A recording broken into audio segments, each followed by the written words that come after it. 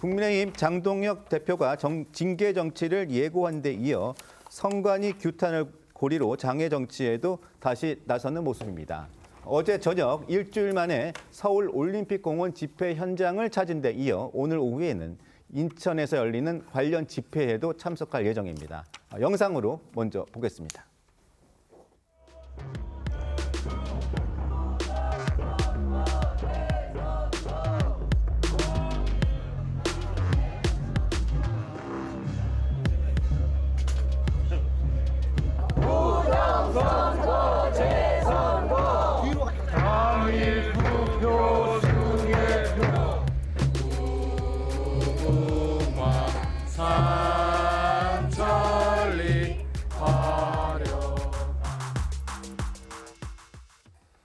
장동혁 국민의힘 대표는 잠시 후인 오후 5시 국민의힘 인천시당에서 선관위 규탄과 관련해 청년 간담회를 가질 예정이고요. 이어 오후 7시쯤 인천 남동구에서 열리는 선관위 규탄 집회에도 직접 참석하는데요.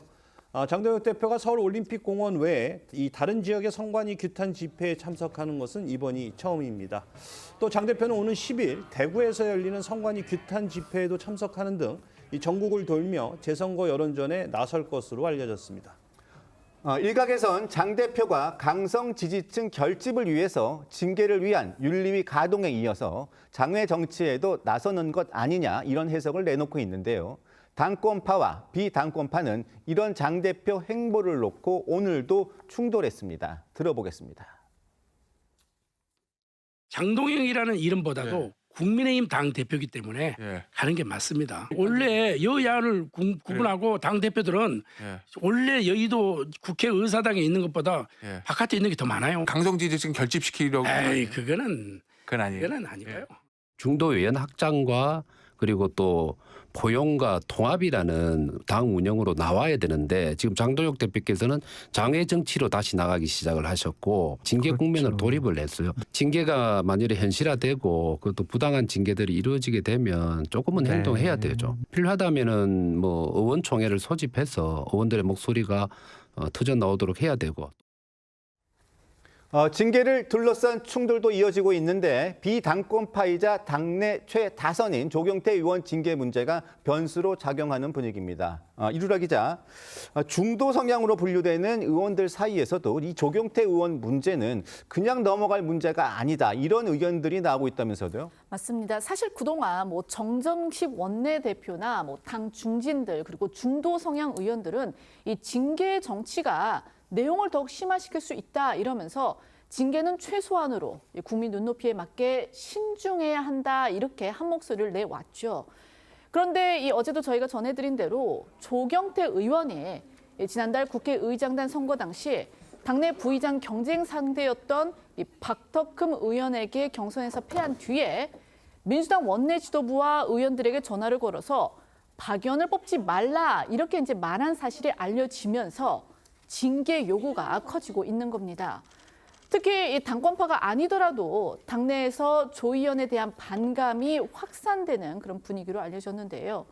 경선을 통해 박덕흠 의원을 부의장으로 선출하기로 한 그런 당론을 어기고 민주당 의원들에게 연락해 사실상 낙선 운동을 벌인 것은 명백한 해당 행위라는데 공감대가 형성되고 있는 겁니다.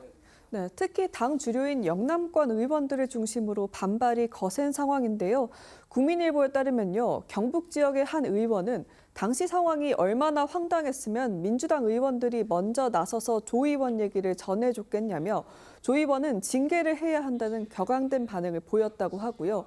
대구를 지역구로 둔 유영하 의원도 인간의 도리도 안 되는 행위다. 초등학생도 이런 짓은 안 한다며 조 의원을 맹비난했습니다.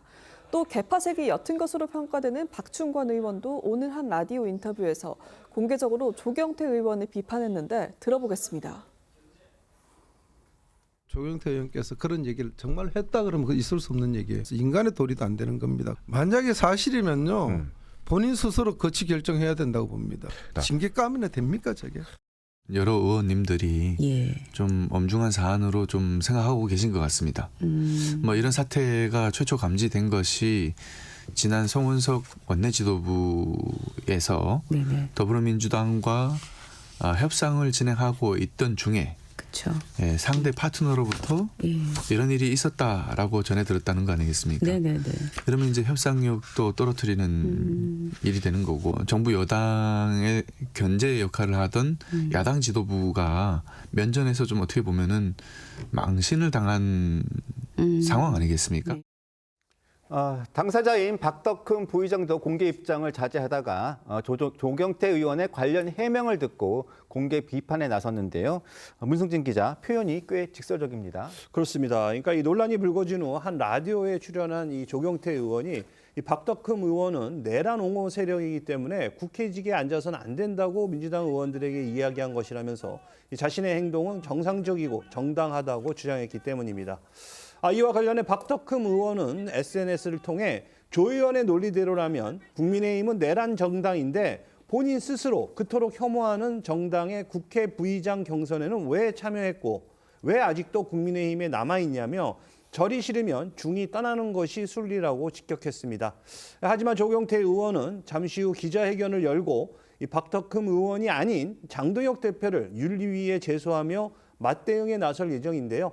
이 선거 패배에 책임을 지지 않고 버티기로 일관하는 장 대표야말로 해당 행위자라는 겁니다.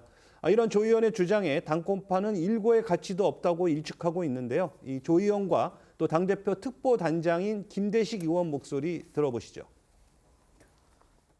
내란 옹호 세력은 국회직에 앉아서는 안 된다는 이야기를 한 거고요. 그것은 저는 정당한 주장이라고 생각을 합니다. 정작 그 심각한 해당 행위자는 국민과 당원에게 거짓말을 한 장동혁 대표 당사자이지요. 본인이 6.3 지방선거에서 패배하게 되면은 물러나겠다라고 한 약속을 지켜내야 되지요.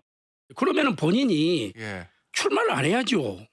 왜 내란 옹호 세력들에게 그러면은 지지를 해달라고 선거 운동을 합니까? 그거는 앞뒤가 안 맞는 거지. 민주당 의원들조차도 이 말을 찌푸리더라고. 나는 장 대표를 윤리위에 제소하겠다 이렇게 얘기하던데요. 나는 평범하지 않는 사람이 평범하지 않게 이야기를 해서 그거는 제가 일고의 가치가 없다고 생각합니다.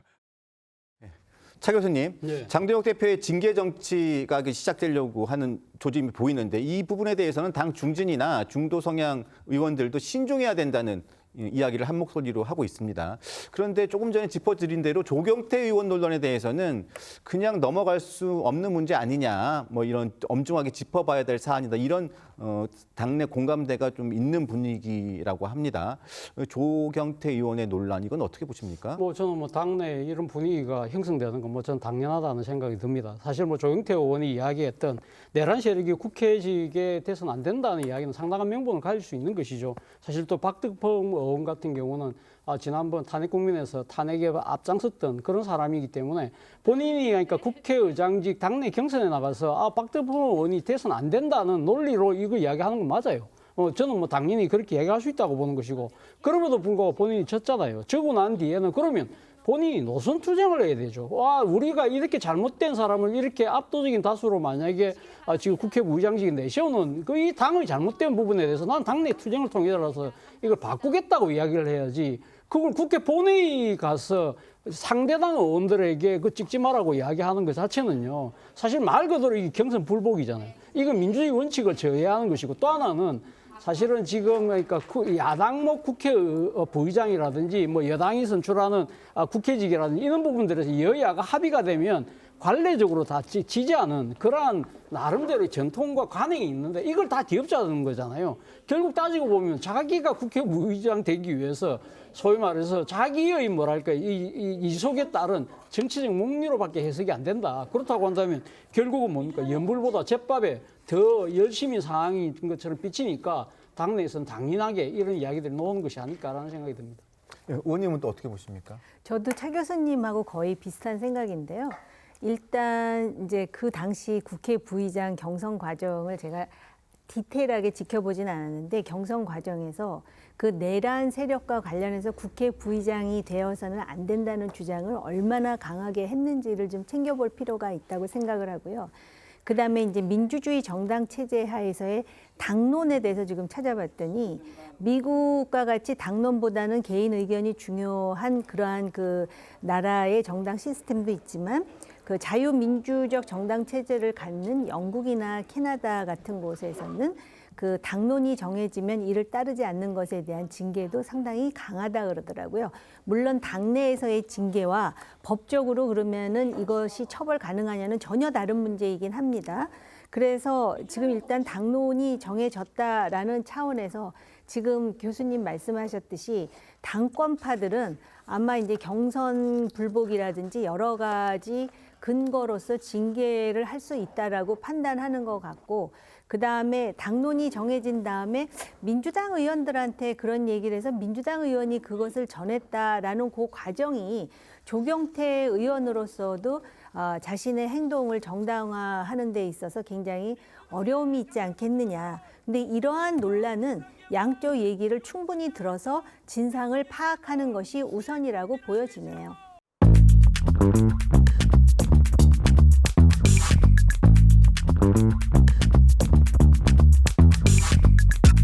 Thank you.